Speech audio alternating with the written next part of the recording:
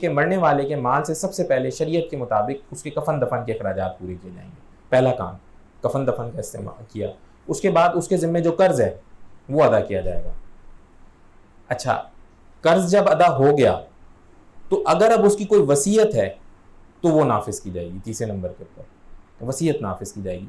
وصیت آگے ہمیں پتہ چلتا ہے دیگر اور جگہوں سے پتہ چلتا ہے کہ 1/3 سے زیادہ نہیں ہے, یعنی 1/3 تک کی وصیت نافذ ہو جائے گی. اس سے زیادہ وصیت کی ہوئی ہے تو وہ قابل قبول نہیں ہوگی, 1/3 ہی نافذ ہوگی.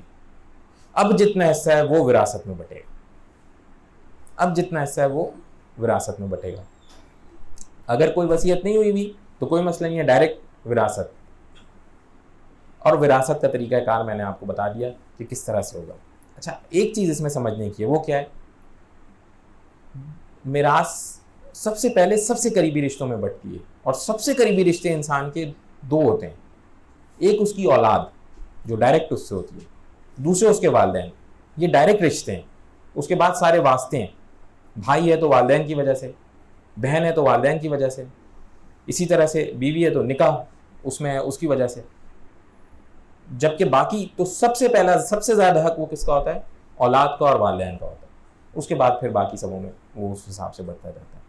چنانچہ یہ طریقہ کار ہے, اور اس کا طریقہ کار بہترین یہی ہے کہ کسی مستند علماء حضرات کو بتایا جائے کہ ٹوٹل یہ چیزیں موجود ہیں, اور یہ اس کے اوپر ہماری فیصلہ کریں اور بتائیں کس طرح سے ہوگا.